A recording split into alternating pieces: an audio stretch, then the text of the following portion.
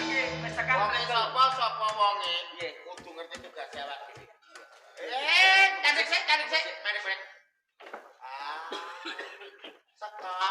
Sekop. Apa? Sekop. Kok sik lha apa lho?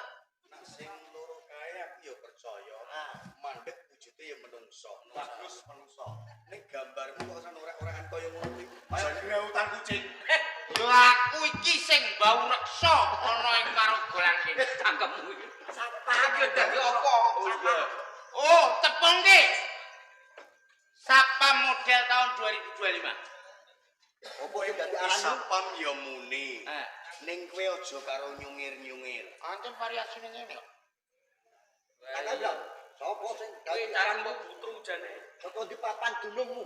Ndi? Aku ora iki ya. Ndi? Sama dari gitu. Sablon sisane. Ono sampean ki Tekan.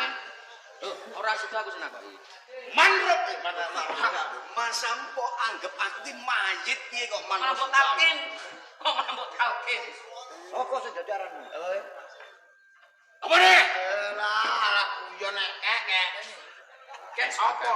Kek Aku ki durung tuwa. Aku sik muda ta kok. Ijemu muda taono. Lho kok ngundang kakek masem iki?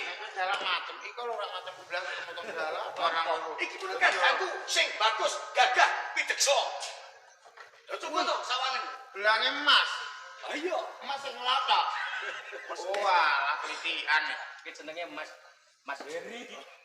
Takon iki.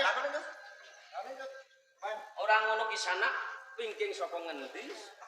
Tur saka kono arep rene arep ngemu gati. Wingking kono, aku rene. Maksude iki sampean ki rene ana rempelu apa? Aku ora duwe ati. Maksude iki lho sampean iki nang kene ana keplentingan apa?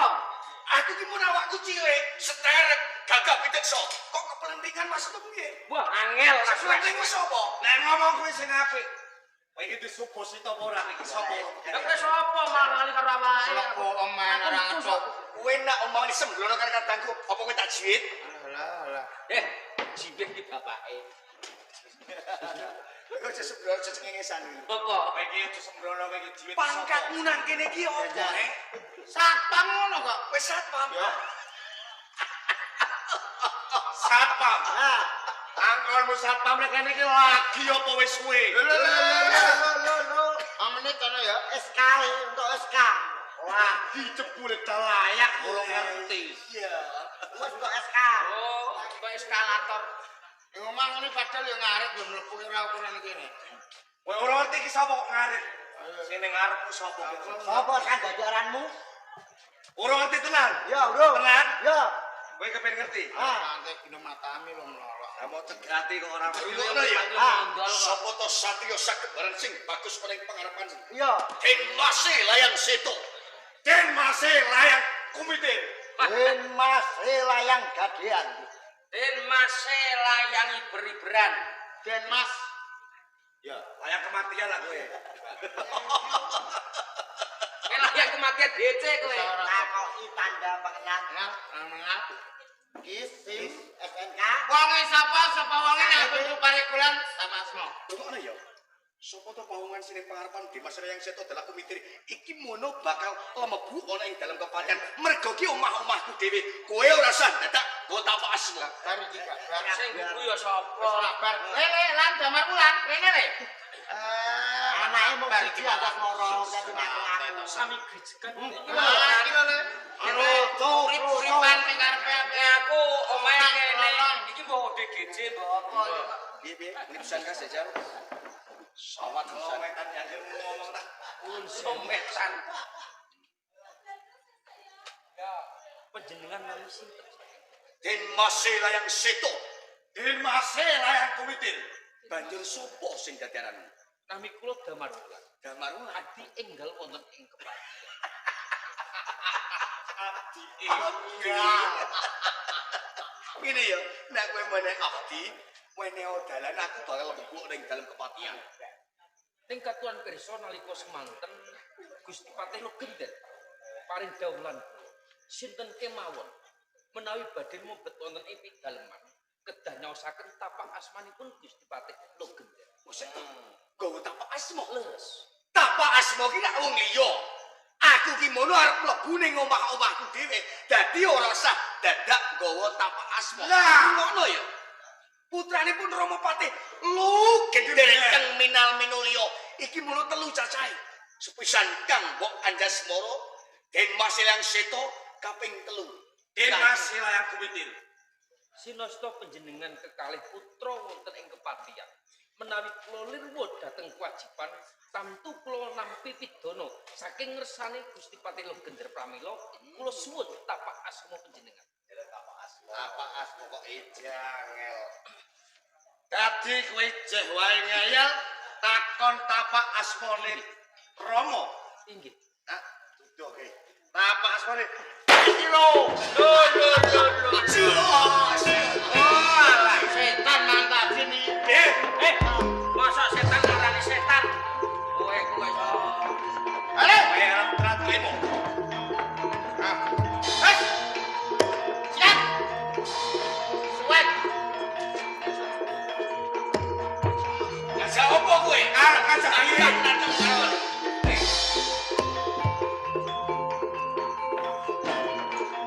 Wani ora. Wedi kok.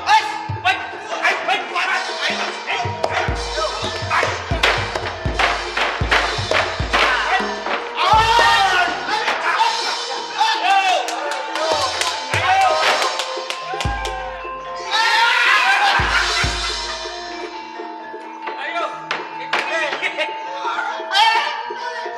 Ya, jajal kowe. Ya! Ayo.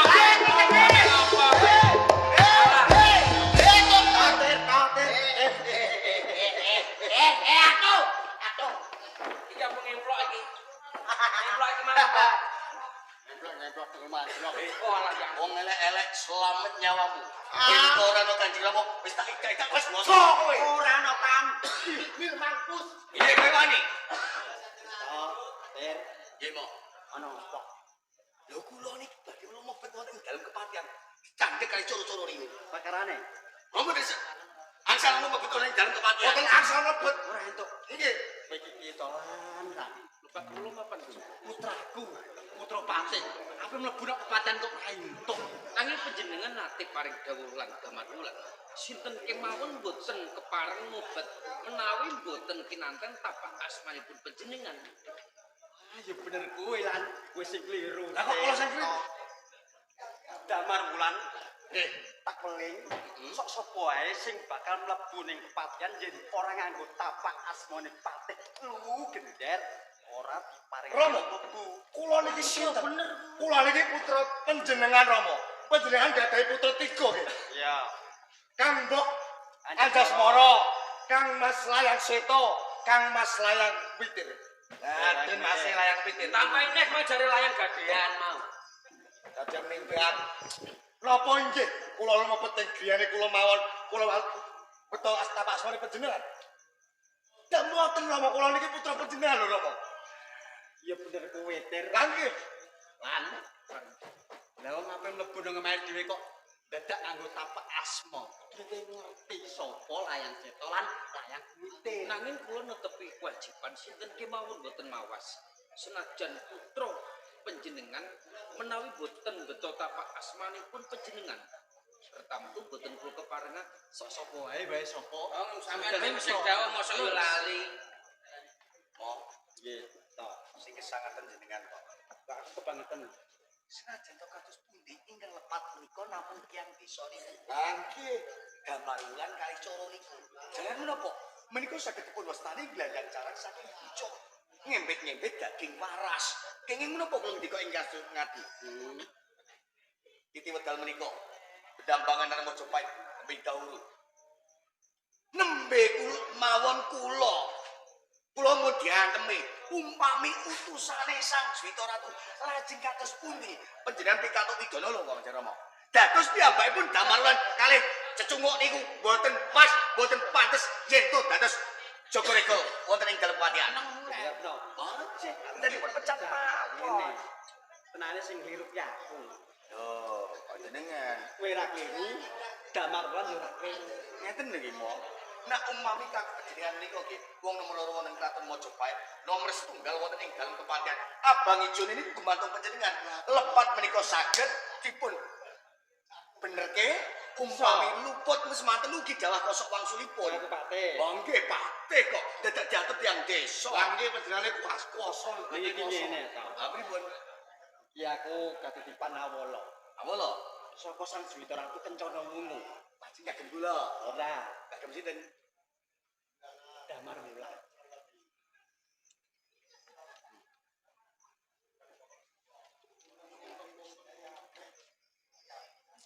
Baru.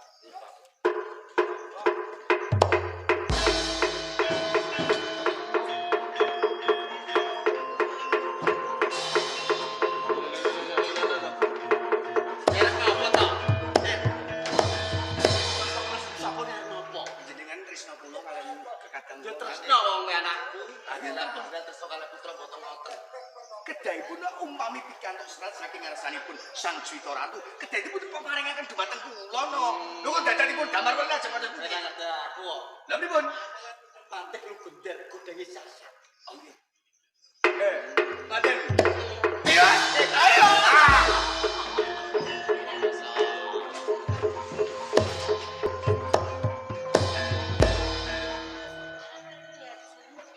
Inci kula Kang. Kepiye rasane ngerti nek sing diserong ana ing taman Purwolinggo kene. Kepesan kula sampun boten saged penggalikan. Jalaran kula menika boten kelas. Papan wonten ing taman Sari Paralingga mriki Kang. Yen kaya ngono kan mbok bakal nganakake sayembara. Sok sapa wae sing bisa ngentasake jurang kang sesarane aku dalah sliramu. Yen wadon bakal tak aku sedulur Sinaraweti, yen kakung bakal tak switani. Aku sing ngupu sayembaramu. Nek penjenengan kuwatir mlebet wonten ing taman Purwolinggo. Ditepungke aku Damar Wulan. Damar Wulan, Banjur sapa sliramu sakar? aku wae to. Waito sing sawiji. Aku puyengan. Kuyengenan kowe waito. Aku kepengin mupu sayembaramu.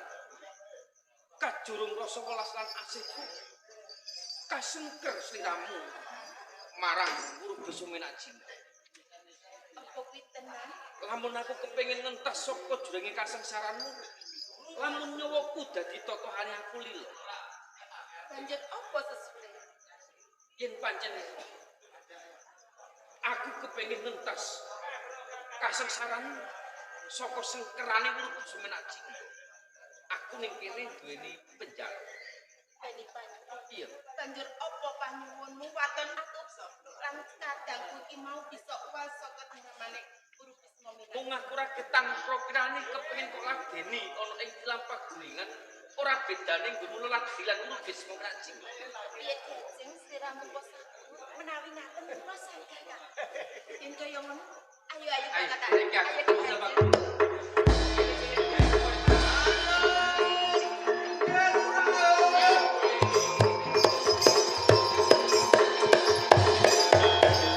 Aku kangen karo bojo. Ojo duweni rasa kaya antarane kowe lan Waito kuwi. Ono suarane Kun wong ulat lanang juga ayu.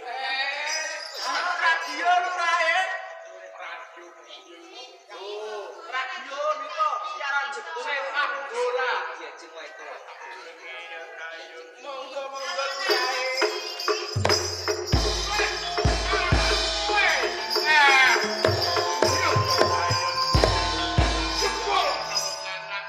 Ning kamare Waito lan kuwi nang gayung kula kinten wau sepak bola. Sepak bola kok kaya ngono. Kowe meneng ora takonane. Bocah bagus kowe sapa? Wani mlebu ing dapur kan papaning Waito lan kuyengan.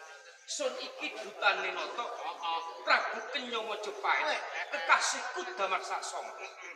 Guru Besumenak Jinda kanthi dalan aku kepengin pinanggih lan sliramu.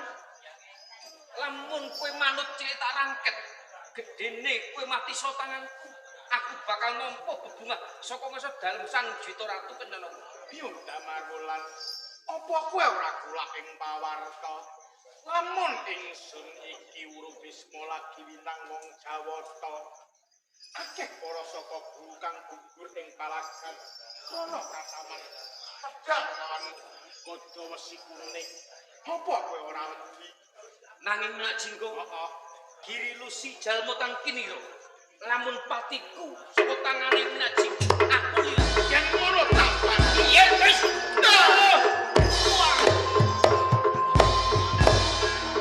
Ayo nggih Damarwan Ileno jagan sesuk bareng iki tak ketok. Ngono.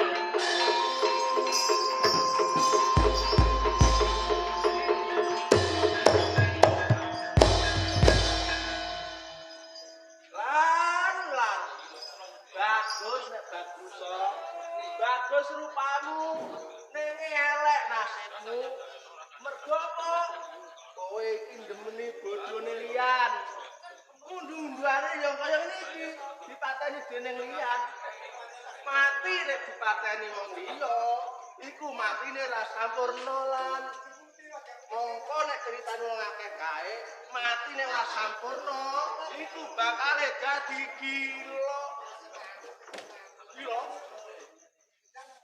iki nek nganti Damar Wulan kelakon dadi gila wah gila kok lurae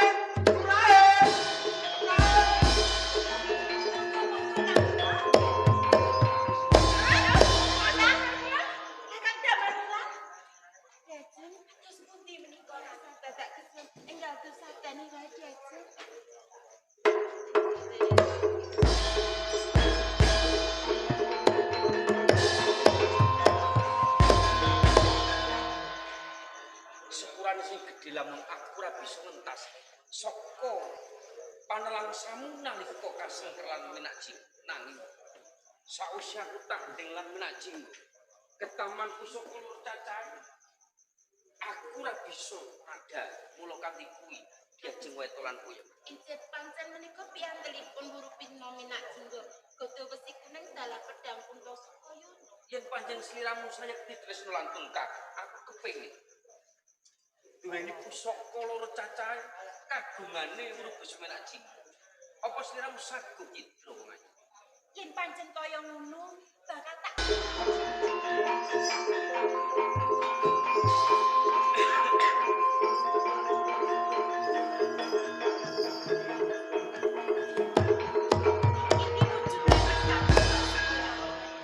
Gada Wesi Kuning lan pedang Puntasakaya. Sesingetan yang buriku. ayo Nak Jinggo, ayo aku kono. Yuk. Nak Jinggo Kowe iso urip meneh. mbok menawa patiku song tanganmu kabeh iki mau durung ana karampungan. Sing uripne kowe Aku sing urip. sing urip nek kula kan. kowe nek esuk-esuk kok Sing sregep urip uripne. nek kula kan. Ngopo meneh kowe nek ning omah. Pancen kula pinter sanget nek urip. Kowe nek ning omahmu sregep uripne wong lanang. Pancen to. Ngerti kowe ngono? Oh iya. Aku ngerti. Lagiane bojoku pancen sok seneng ngono. Lah pripun lho saiki sampean ana tak ijolke sing luwih bagus. Oh, Ing ngarepe kena guyu-guyu nanging waspada. belum. Nak Jinggo Kowe bisa lek ndang saka ngendi nak. sewu dalan nggonku kepengin duweni pusakamu lur cacahe. Mbok menawa wis giri dina iki kowe mati sok tangan. Kuwi tak jaluk. Gada pedang enek aku bojoku pek kabeh. Sakwise sliramu mangerteni pusakamu ning astaku banjur kowe mpus kepengin garwamu keparingi karo aku. Mula Nak Jinggo Piye Damar? kowe kalebu sekretane negara Majapahit. Aku njaluk pangapura Damar Wulan. Tak jaluk pusakaku Damar Wulan. Kowe kudu matur tangan. Yen kowe pancen kaya ngono. Iya.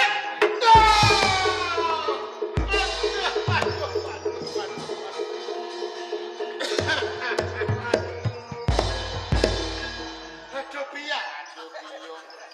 Aku iki wis rampung. Kang Ngomong. Pun. Diajeng wae to lan sliramu piye? Sliramu nyekseni lamun Wuru Bisma matine saka Damar Wulan, mula kanthi bukti besok ning kene mustakane Wuru Bisma Jinggo bakal tak tigas. Kaya ngono ya, Kang. Kang Mas Damar Wulan. Lajeng kados pundi kabul wusananipun?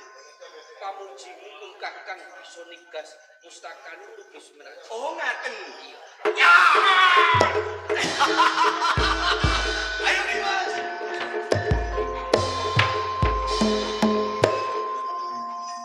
Damar Wulan. Dudu anak ing satriya. Yen kudu ngredak ana sakta ing dedalan. Tangi oleh. Yai Layang Seto, Yai Layang Putih. Kula ingin sowan.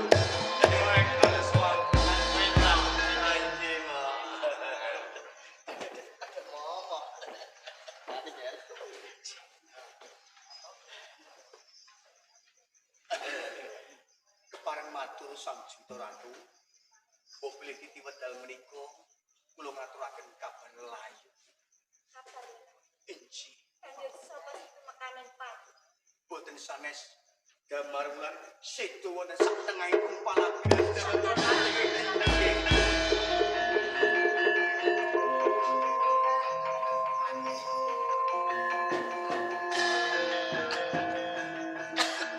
Sang Jita Ratu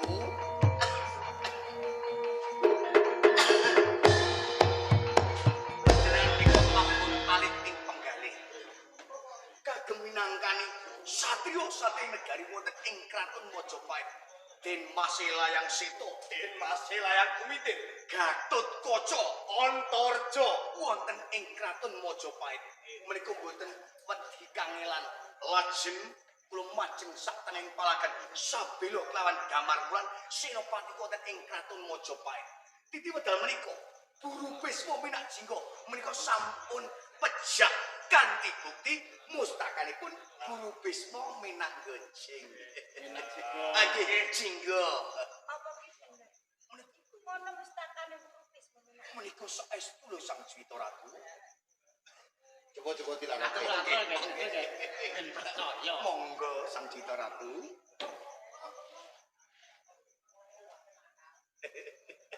Anjir tak Sang Jita Ratu. Diteni sithik ae wis ngerti. Oh nggih. Ayang.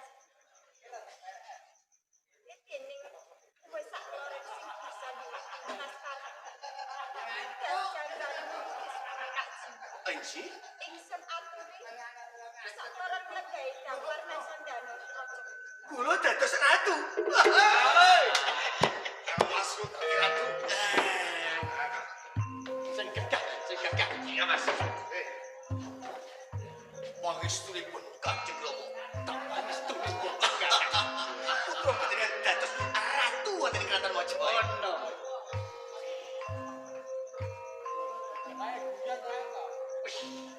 Gegetan.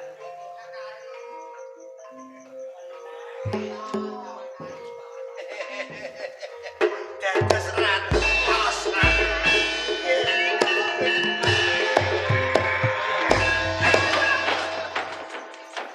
Larak iki Apa? Kok dados ratu lho? Lah kok kok dadi ratu? Kowe kewajiban bab apa? Kewajiban kula sampun beres, Sampun rampung. Tabang. Sing kula sanjaya. Ing menapa dikong larak dening layang seta ingkang badhe nglenggahi Damar Mesandano Raja. Menawi kula nempang nuwun pangapunten. Awet kula umrancang larak kalihan kadang kula layang seta mlenggah wonten ing Damar Mesandano. Awet ingkang saged nigas jangganing Wurupis menika mboten kadang kula kekalih. Ingkang pates nglenggahi Damar Mesandano menika mboten wonten sanes namung Kakang Damar. Saking ngature layang seta dalah kumitir, Kakang Damar Wulan dinten samenika sampun tumekaning seta.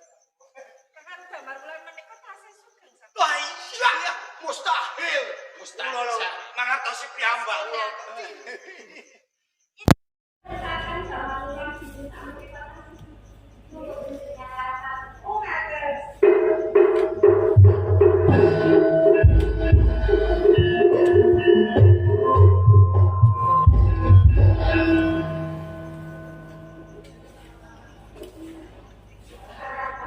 Sabtu kaliman, Pulau Penako Kaliman.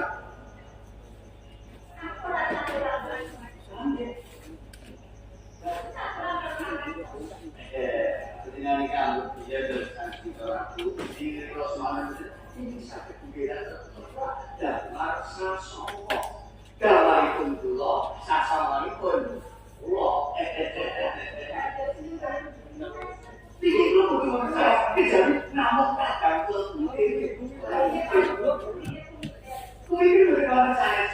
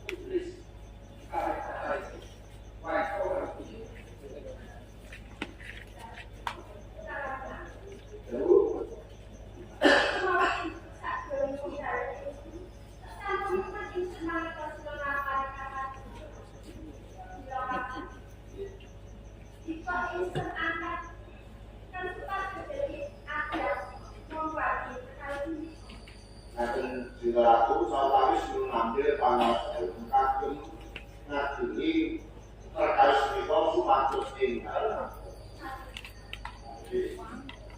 Kalau dia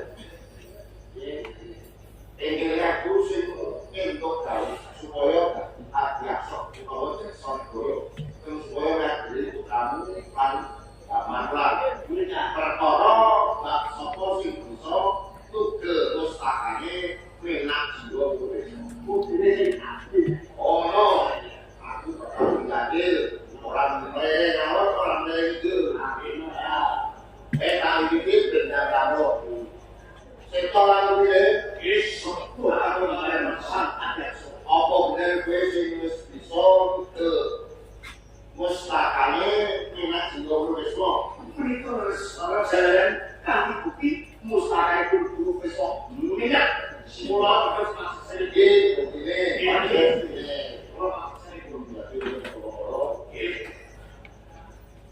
kowe nalika tindak ketemu Raditya sama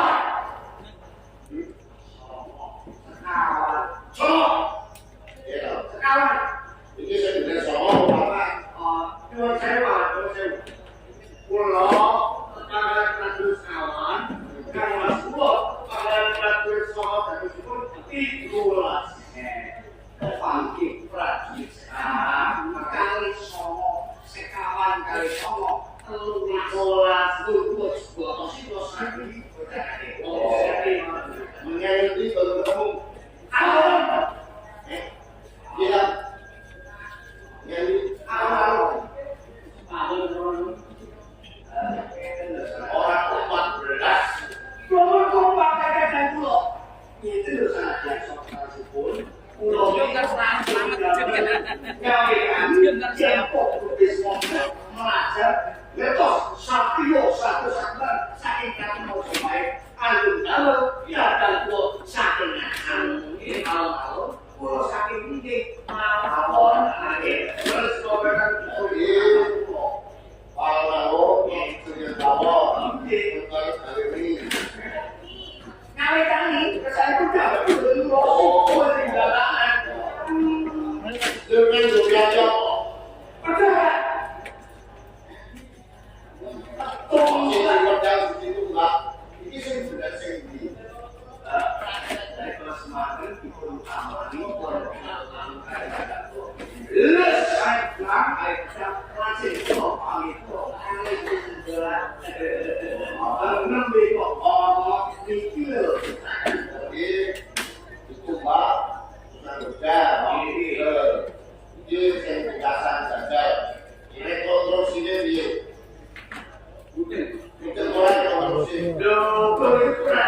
ingin berpengalaman. Oh, nanti tidak bisa caranya.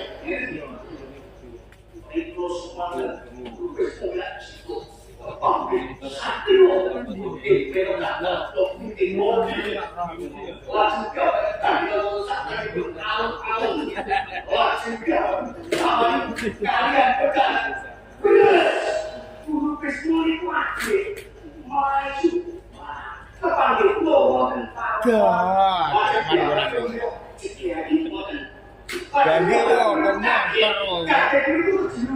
betul ya?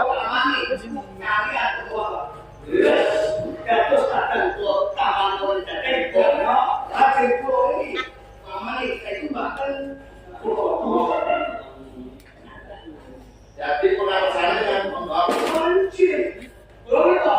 soko guru wonten ing katon mojokan boten mimpang pertanyaan kali bukti pengiat itu jangan itu boten ngertos pengawasan pun ora ngertos nggih mate nek guru yang bukti pengiat itu ayo semua ombe tidak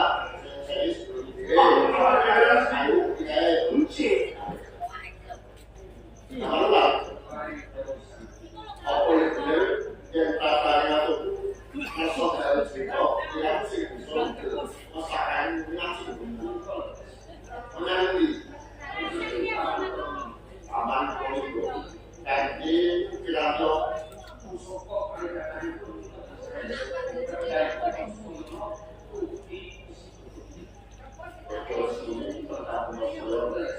di kopinya yang gue bisa dirusakan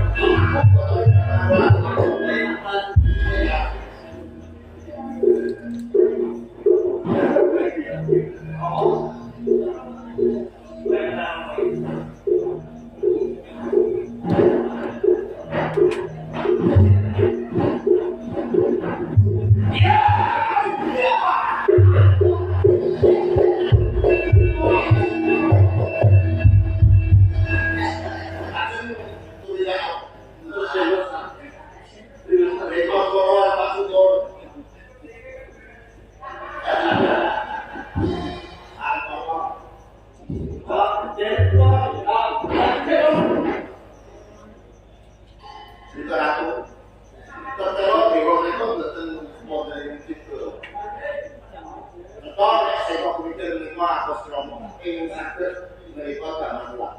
Prakayos lambung pangos kula tunggiraken masa dalu juara.